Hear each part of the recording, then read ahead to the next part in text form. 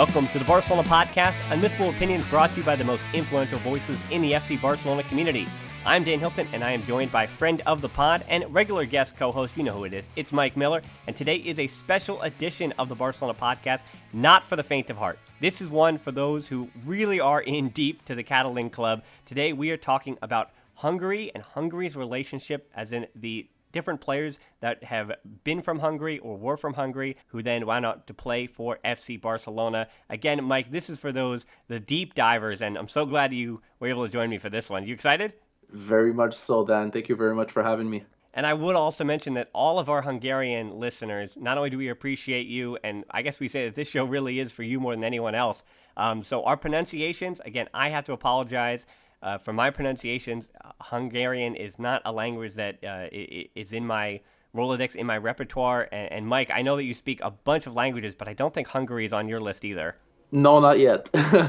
So again, Mike and I will have to, you'll bear with us for pronunciations, but we'll do our best, of course, to make sure that I've been doing a lot of documentary watching. So let's get started. And right where we'll start is before the time of the 1950s, where everyone really knows the Hungarian players. And the big ones, obviously, the headline, you see it in the cover art, it's László Kubala, as well as the two who he brought with him in Zoltán Csibor and Sandor Kocsis. So we'll get to them in a bit, but where we start our story is in 1923, Ferenc Plattkó, who was a goalkeeper, made 189 appearances for Barcelona from 23 to 1930. He was a teammate of Paulinho Alcantara, Josef Samitier, and more on him in a bit, and Saga Barba, three of Barcelona's first stars, if you will. So Plattkó was the goalkeeper for them. He only played 6 matches for the Hungarian national team from 1917 to 23. And in 1922, while with MTK Hungaria FC, they played 2 friendlies with FC Barcelona. Both were 0-0 draws, and he impressed enough to be offered a contract. And then he had the task of replacing Ricardo Zamora, the very same Zamora trophy that you see now. It's the namesake, one of the, again, first real superstars of Barcelona. And from there, Plattkó became the undisputed starter from 23 to 30. His time at the club, 3 Copa del Reys, 6 Catalan championships, and 1 La Liga title from 1928 to 29. Also the first ever season of La Liga. And I think the most interesting thing about this, Mike, is that there was a poem written about Plattkó, and we're going to put that in the show notes, called the Oda a Plattkó. It was written after the Copa del Rey final in 1928 when FC Barcelona faced Real Sociedad on 3 different occasions. 1-1 after extra time for both the first 2, and then Barcelona finally conquered their rival on the 3rd attempt in try number 3, 3-1. It was after that first game that the legendary Andalusian poet Rafael Alberti wrote the poem. Again, that'll be in the show notes. And it's such an interesting thing, too, because it seems like football and celebrity all the time mesh together. And so Plattkó, by replacing this famous Zamora, winds up being a superstar in his own right, first ever season of La Liga. And he also the thing about Plattkó that was interesting is that it's a recognition that to discover players early on in that time, in the 20s and the 30s, it really was just you playing a friendly or you're traveling somewhere else with your team and you notice, hey, a guy on the other team is really, really talented. We've got the change to bring him over, so let's see what he's up to.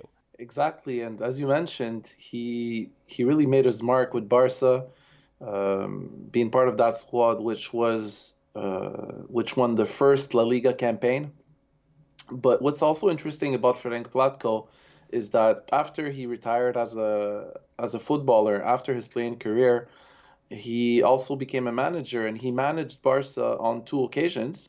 And on his first occasion as a manager with Barca, it could be said that he nearly saved the club from being bankrupt during the Civil War. La Liga suspended its activities, and all clubs had to compete in their own regional championships. Barcelona had to compete in the Catalan championship, and lots of players obviously left either to France or to Mexico to pursue their career. But he stuck around and he stayed with the club, and Patrick O'Connell took over after him, and that mandate actually saved the club. And without these 2 men as managers during that period, we probably would not have heard of this wonderful club called FC Barcelona. Yeah, that's very true. And where that rings clear, too, that's interesting about that, again, you hear the name Plattkó, then obviously Patrick O'Connell is not a Spanish name either. And it was found that not only before Franco took over later on, obviously, but even in the 30s during the Spanish Civil War, that foreigners had a much better relationship with the government and bigger bodies because, again, they were not seen as having all these suspect motives of again, being on one side or another of the Civil War. And so that's why Plattkó did have a better relationship and wasn't seen with these suspicious eyes as a Catalan manager might have been. And that said, as you mentioned, he did 20 years later return to Barcelona. His last management stint after years around Europe and South America included stops at Celta de Vigo, Colo-Colo in Chile, and the Chilean national team. He managed Barcelona in the 55-56 season, and that was a team that included the Spanish Luis Suarez and Kubala. They won 10 La Liga games in a row, and yet that was not enough as he was replaced at the end of the season, finishing second to Athletic Bilbao in the table. So there is Ferenc Plattkó. He is the first of the Hungarian connections, but he doesn't really have a connection with any of the other players. But to say that he wasn't a legend in his own right is incorrect. I think, again, the poem for him, the Oda a Plattkó, will be in the description, as we'll move on to a player who just 4 years later is the second Barcelona player. And you'll have to mention that in these professional players and in the guys who wound up starring for Barcelona, of these 6 Hungarians that we're going to go over, and 7 if you count a youth one later on, but of these 6 players, 4 of them are legends. As we've talked about, we already said their names. And the other 2, and this is the first of the 2, are smaller than footnotes, where I really had to dig to find anything on from 1934 to 1936, Elamer Berkesi. There's, again, nothing even in English on the internet that I could find. He was a midfielder, 28 appearances, 3 goals that were at least recorded. This is a time where, again, not every match would have been put in the record books. This is just what we know as of now. And if we're actually being exact, he was even born in present-day Romania, which was at the time part of the Austro-Hungarian Empire, and that's why he was technically a naturalized Hungarian citizen. He played for the likes of Ferencváros TC, which is, again, one of the biggest clubs in Hungary, 7 games with the Hungarian national team from 28 to 1930, and RC Paris in the newly established Ligue 1. He moved to Barcelona from Ligue 1 for 3 years and then finished up his career with Le Havre in the French second division at the time before becoming a manager in Hungary, Italy, England, and Spain, most notably for Real Zaragoza, Espanyol, and Sabadell right in Catalonia, serving for a year or less at each of those stops. And as any wise man would do, he did retire to Barcelona, died there in 1993 at the age of 88. But again, he was a midfielder, but for Elamer Berkesi, just a very small footnote in the annals of Barcelona history. Exactly, and to be honest with you, to be quite honest with you, I had never heard of this player before. You introduced it to me earlier today, Dan. So certainly not. He certainly did not have the same impact as the previous 4 that we had mentioned. Well, the next one, that's the ironic thing. We're going to, again, probably the most obscure of the Hungarian players for Barcelona to, you'd have to say, the most famous. Again, the stories of Kubala, and then we're going to transition to Szybor and Kocsis. They're all intertwined, but in the timeline, and the timeline winds up being really, really important here as we talk about the politics of the time, what was going on in Hungary, what was going on in the world, the difference between socialism and communism and those different governments. And all those details wind up being really important into this story and forward into the story of Hungarian football. So let's start with László Kubala, or Ladislao Kubala in Spanish, 1951 to 1961. He was obviously a forward, played in 219 official appearances, 152 goals, 345 appearances total, 280 goals.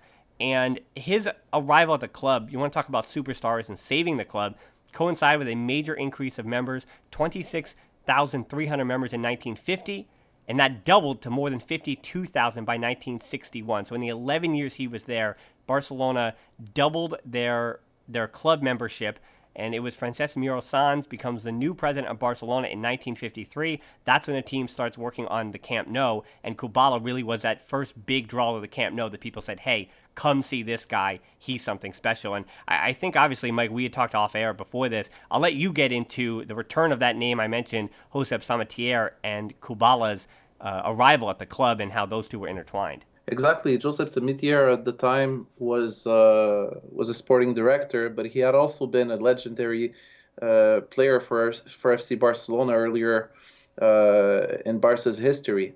And the fact that Samitier had a good relationship with the government allowed him to bring in these international stars to FC Barcelona. Kubala being one of them, but there are several others that we're gonna that we can think of, like Evaristo, for example, like the other Hungarians, Zsibor and Coxis. Being a, being a, being a Hungarian national himself, Kubala had to leave Hungary early on in his life to escape communism, to escape the war, and he first escaped to Czechoslovakia before coming over to Barca. And what's special about Kubala, like you said, is that he was a huge draw.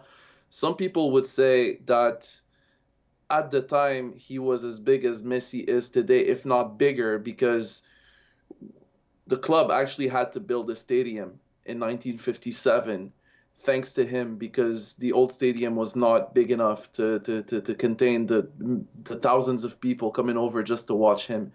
There is a statue of him today in present day in front of Camp Nou to commemorate his time with Barca. And up until that time in history, you can almost see him as the Johan Gamper of the 1950s, literally.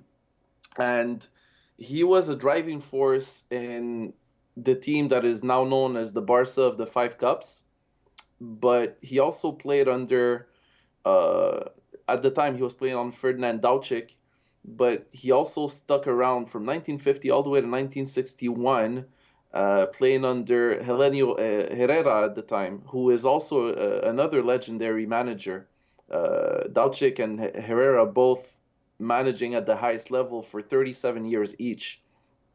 And Kubala not only had an impact on the field or on the institution, but he actually convinced two other world-class players, part of the Hungarian national team, to join him, Zsibor and Koksis.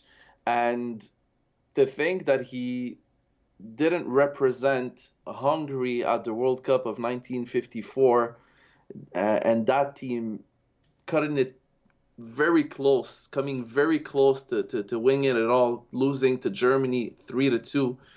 One can only speculate of what that team could have done had it counted Kubala amongst its ranks. Yeah, his international career, as we had mentioned, he leaves Hungary in 1949 as a refugee, and he signs then with Barcelona on June 15, 1950, after he was actually he was banned from all international competitions because the way he left, there was also, both in Czechoslovakia and Hungary, was that he was trying to flee military service, and that was a big issue with the governments had with him. And the deal that actually brought him to Barcelona in 1950, that was facilitated by Samitier, as you mentioned, brought Daučić, who not only was he the former Czechoslovakia coach, but he was also Kubala's father-in-law. And so there's a little bit of nepotism there, but the ban on Kubala lasted until 1951. He was allowed to play in the Copa del Generalissimo at the time, which obviously is the Copa del Rey today, and that's when he won his first trophy. And then in 51-52, you talked about the 5 trophies, and even in that season where he only really had 26 goals in 19 games, 7 of which came in a 9-0 win over Sporting de Gijón, he really did, again, wind up being the guiding force and the leader in that team. The interesting thing was the next season, that, yes, we do know about those 5 trophies. We know about that famous season that was, you'd have to say, since the era of Gamper, and again, that season in 1935. But other than those seasons with Gamper back in the day, this was really that next time when Barcelona kind of put themselves on the map behind Kubala. And again, the interesting thing was that in 1952, he winds up coming down with a bout of tuberculosis, missing almost the entire next season, but then has this miraculous recovery, returns late in the season to help the team both capture another La Liga title and another Copa del Generalissimo. 14 total hat tricks while with Barcelona. You can't say enough that he was his first superstar.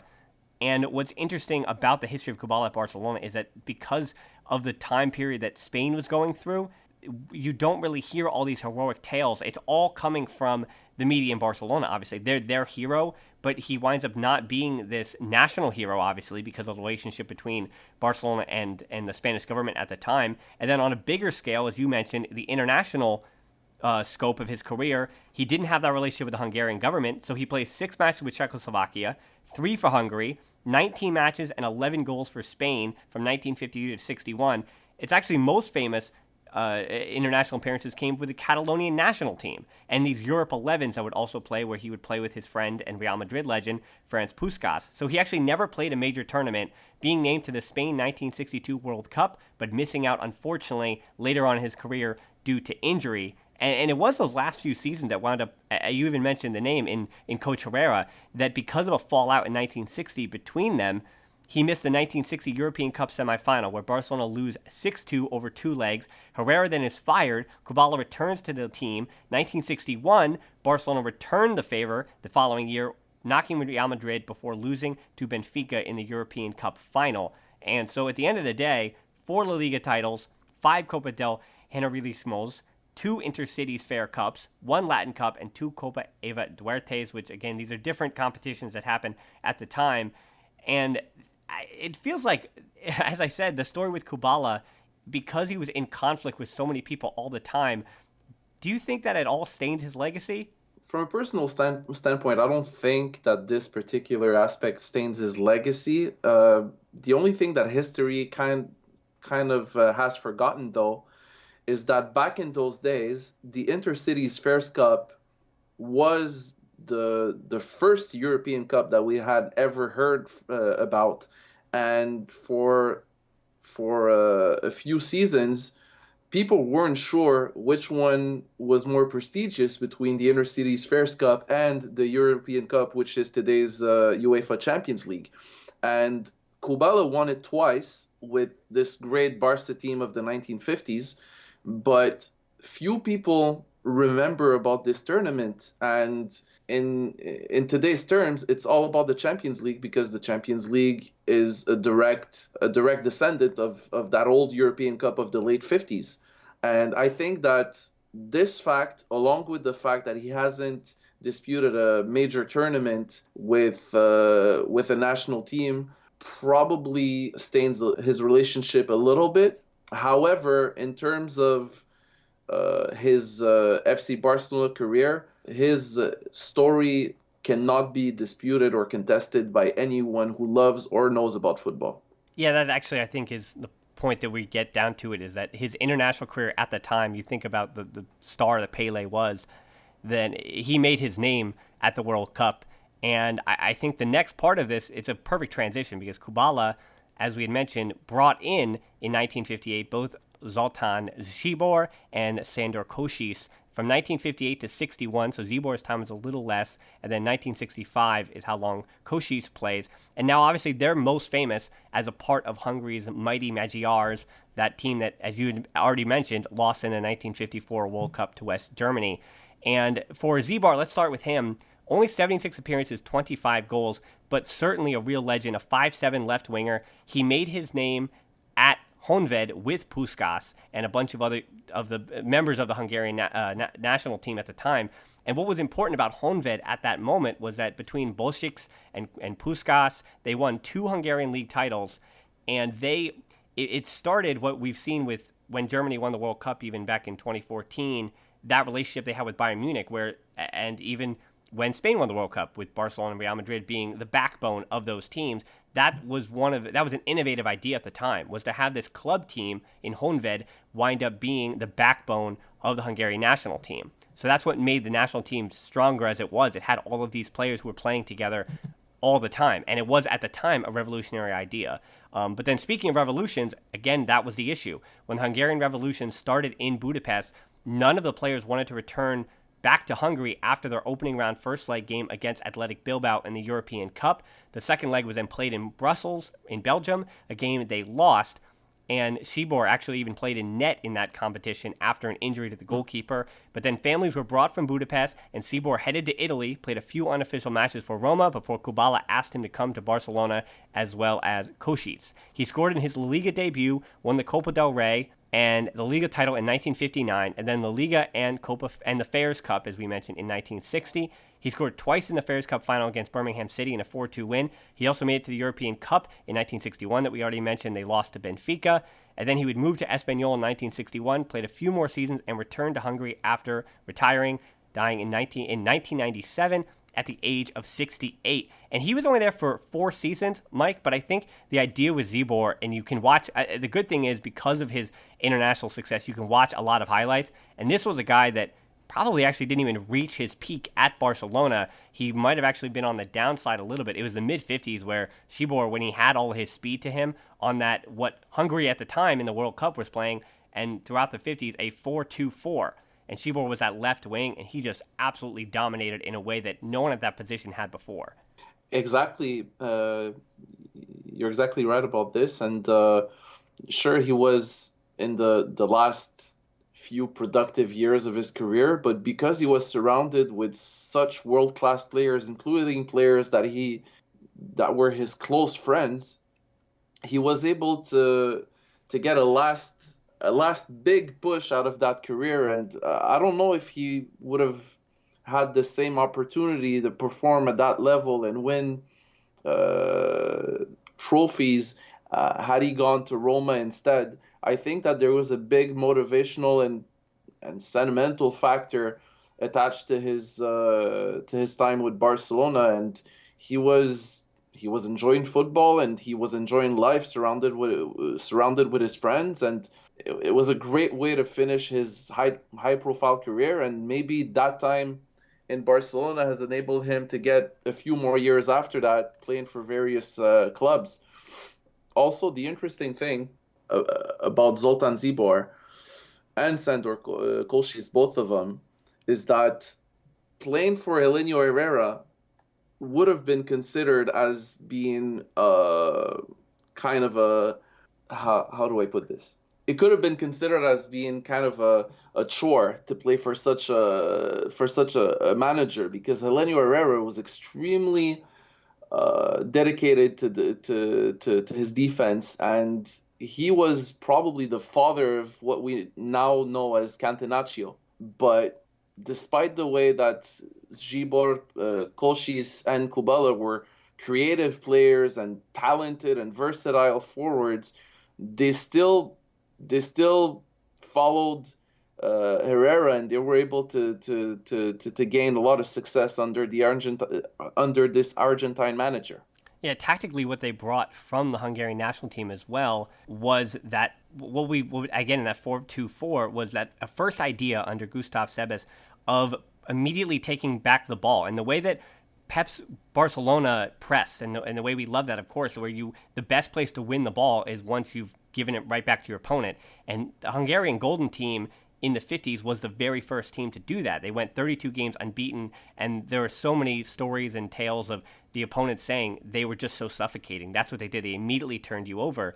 And Kocsis somehow, now switching gears a little bit to Sandor Kocsis, was that while Zibor might wind up, and I think it has to do with his friendship with Puskás, who is the biggest, we have to mention, the biggest star of all of them, even though he's a Real Madrid player. Yet Zibor seemed to be the bigger star with Hungary, while Kocsis, who was the leading scorer at the World Cup, 11 goals, then in the next 10 matches for Hungary after the World Cup scored 16 goals, still holds the record for average goals per game against FIFA Class A competition, and leads Hungary to win 16 matches and draw 3 of their next 19 played until the end of 1955, so right after the World Cup. They lost just once in 52 games during 6 dominant seasons. And then right after that, 3 losses and a draw. Sebes is then seen as untrustworthy by the communist government and is let go, and that kind of winds up being the end of it. The Magical Magyars hang it up after they go to Moscow in 1956, and Zibor scores the only goal of a 1-0 win over the Soviet Union. It's a really famous match. Again, we implore you to look it up, see some of the highlights. They do it in front of 102,000 people. This is just 1 month before the Hungarian Revolution, obviously, where the Soviet Union then took back Hungary as then a communist state. And of the two, being Zibor and Kocsis, Kocsis is the bigger Barcelona legend of the two, even though Zibor, you could argue, is the bigger Hungarian legend. And again, saying that, Kocsis still 75 goals for Hungary in 68 appearances, but it was for Barcelona where he really shone. He, like Zibor, played one season, not at Roma, but at Young Fellows Zurich in Switzerland before Kubala brought him to Barcelona. He made his debut against Real Betis, scoring on his debut. Again, the 2 La Liga titles, the Copa del Generalissimo, in which he scored 2 times in the final, and the Fairs Cup that we had already mentioned about. And then after Zibor left in 1963, it was Kocsis that became the focus of that forward line as well. He spent at time as a coach after he retired, and he also stayed in Barcelona. This is an important note, too, that Kocsis endeared himself to the Catalan people by having Barcelona not only be his last club, but retired there, opened a restaurant in Barcelona called Tete d'Or, Tete d'Or, how do you say that? Tete d'Or? Tete d'Or. Yeah. Opened a restaurant called Tete d'Or that while the success of the restaurant is unimportant, it, again, endeared him to the people of Barcelona. He goes on to manage Heracles CF between 1972 and 74, and that's where things get tragic. Again, there is a soft spot in our hearts for people that seem to die young, and he was diagnosed with leukemia and stomach cancer and dies at 49. Again, and it's also in rather tragic fashion. And just like the great Catalan architect in Antoni Gaudi, it's not a similar story, but because of the way that he tragically dies, that it really did kind of turn your stomach when you read about how it goes on. A guy that had made 235 official appearances for Barcelona, scores 151 goals. He winds up being a legend, and Kocsis' legend winds up being amplified by, again, the way that he died, and he died being in his adopted city, being a Barcelona native. Exactly. And like you said, his death was so tragic, but he died in the city he loved and in the city of the club where he had such great success.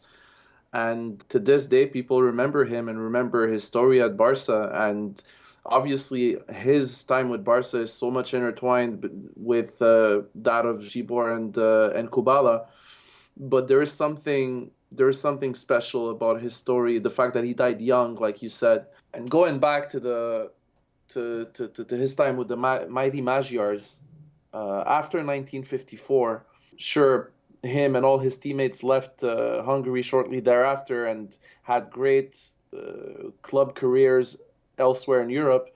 But there's also another noteworthy fact, and that is the fact that the Hungarian government, either because of lack of means or to spite that national team that fell short in the FIFA World Cup final, they sort of divested, and they started limited their involvement in football more and more, to a point where that great generation of 1954 was the last one that we had ever seen from a Hungarian national team.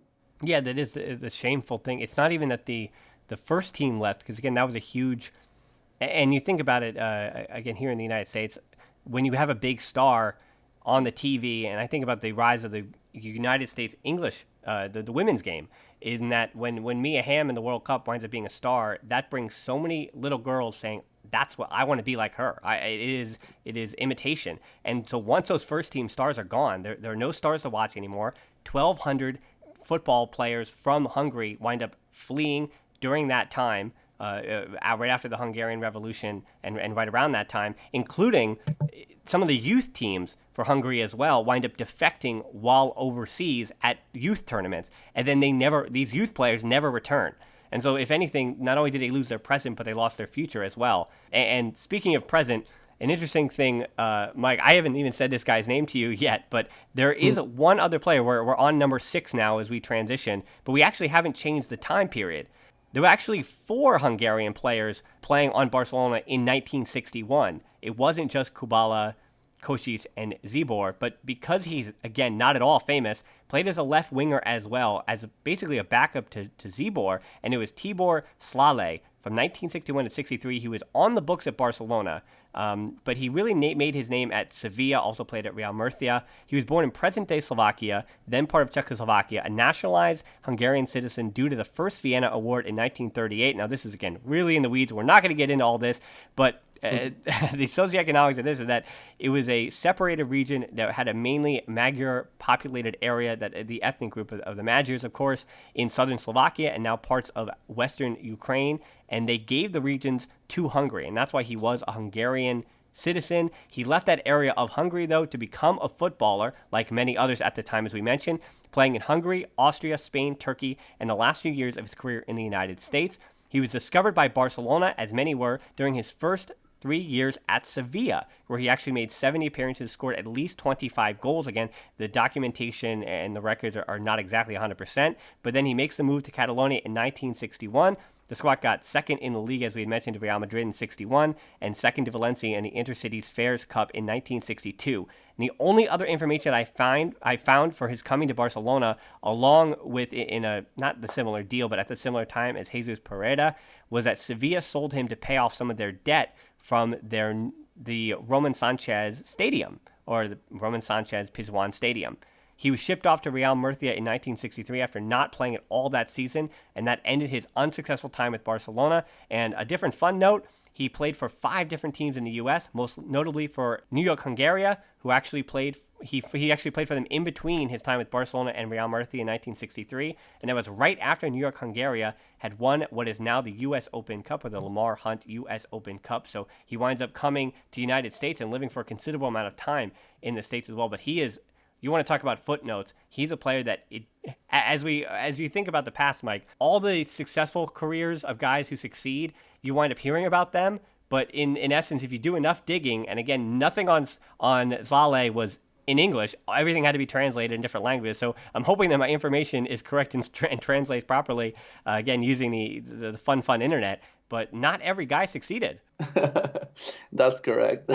And since you're bringing up a U.S. connection with this player, I couldn't stop myself from bringing up a Canadian connection that 2 other Hungarians who spent time in Barcelona had.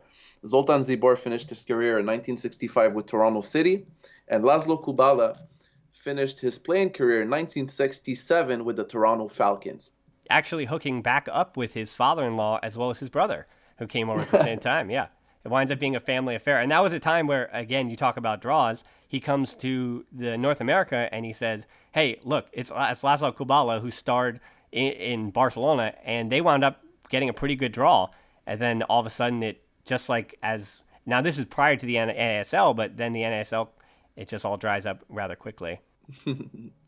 Correct. And, this generation was so great, that of the 1950s until the early 60s, that after the La Liga title of 1960, we hadn't seen another La Liga title in Barcelona until 1974 with Johan Cruyff.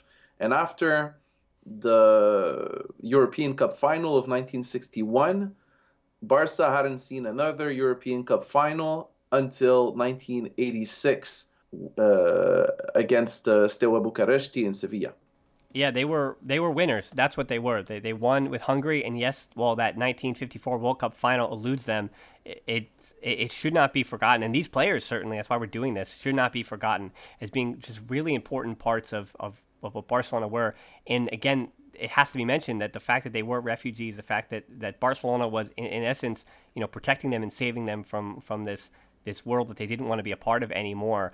It was some good faith and good publicity for Barcelona, FC Barcelona, if you will. And now we're going to fast forward a little bit. There may have been other Hungarian youth players with Barcelona in the past, but again, that is records that I am not privy to and much more difficult to research than I have the time for. But we do want to give a special mention. There was a youth player, Matthias Tajit, who moved from Puskás AFC to the Barcelona's youth academy in 2014. Joining up with the Juvenil Bays at the time. He played for the Juvenil As then in 2015-2016 before moving on to Malaga's B team, Atletico Malaguena. And then in July of this past summer, he moved back to Hungary to Daskior in the Hungarian First Division, where, this is the good news, he has 14 starts and 2 goals on the season. So he winds up not being one of those, not to say failures at La Masia, but he's not a player that wound up not having a professional career. It seems like he's finally found a home again back in Hungary after, again, making his way through Spain. And so a youth player like that, he is still only 20, so again, I would not expect Tajdi to ever come back to Barcelona. Again, you don't know what the future does hold. But again, at that point, you wouldn't expect that he's ever going to reach the levels to come back to the Camp Nou. That said, Mike, this is a big question we'll wrap it up with. Looking at the state of Hungarian football, and they did do rather well at the last European Championship as well, and they do have a few talented players out there. But I do have a question, when is the next time that Barcelona are going to have a Hungarian star? And I wonder whether or not it'll have to be a player that comes up through the youth academy, or because I wonder what kind of player is going to be able to rise up, not only from the Hungarian youth systems, but is going to reach the level of Barcelona. I don't know when the next time that's going to be. It's a very good question, Dan, and I'm thinking the next Hungarian star will probably be trained elsewhere, and if that Hungarian star makes a solid enough impact, then perhaps Barcelona can sign that Hungarian star in the future. But as we speak, it's a very, very tough call to make. I mean, as of today, I can't see one. Even looking at other big clubs, let's say if we signed an underage player who would be without a contract for a period of time. But apart from that, it would have to be in the next generation for sure. Yeah, Adam Nagy at Bologna is the most famous Hungarian player at the moment, or the one that's seen with the biggest potential. But he does play at the defensive midfield position, which, if you didn't notice, Barcelona, not only they linked with other talented young defensive midfielders, but they also have a ton of talented defensive midfielders at the club as well. So that is a tight position. But again, you never know. There are players who might be 16, 17 years old that we've never heard of. And going all the way back, bringing this full circle to the time of Plattkó, sometimes all it takes is showing up and doing well in a friendly or some kind of youth tournament, and then all of a sudden your entire life has changed and you've been noticed by the Barcelona scouts. Well, Mike, thanks so much for joining me on this one. Again, this is a complicated show, a lot of details. We threw a ton at you. And again, we'd implore you that not only do you check in the show notes, we have some of those names, we have the time periods they played for the clubs. And because there's so few players, unlike the French show that we did, this is again the precursor to this one. There are more of these to come, I promise you that. Of course, there is the Netherlands show, which we'll have sometime in the future. The release of that show does coincide with the future, we'll say, of two young Ajax players and whether or not they wind up at Barcelona. But I kind of want to figure out what their future is, and then we'll be working on, there is a ton more players from the Netherlands. We have Brazil. We have a surprising number from Paraguay. So there are tons more of these shows. And if you like these shows, let us know. And so thanks so much for tuning in. You can tap in your app and check out the show to subscribe. You can find us on social media too. We'd love feedback for episodes like this. It helps us make more and more of these. We're on Twitter at the Barcelona Pod, or at HiltonD13 for me. On Instagram at the Barcelona Pod. Our closed Facebook group is tbpod.link/group for deeper dives and discussions. You can also help us out on Patreon to continue making these shows at tbpod.link/Patreon. And Mike, of course, they can also find you on Play different places as well, right? Exactly. They could find me on Twitter at Mike Miller FC, and on my personal Twitter I tweet mostly in English, and on my podcast, Le Blaugrana Podcast, which is in French, my Twitter handle is at Blaugrana Pod. I'm also very much active on your closed Facebook group, and stay tuned, and it's always a pleasure to be part of these shows, Dan. Yeah, I really enjoy getting into the weeds with you, Mike, and thanks again for helping out with these as always. And thanks to you, the listeners, for joining in for another edition, and a special edition of the Barcelona Podcast. Until next time, we'll talk to you soon, and Forza Barça. Forza.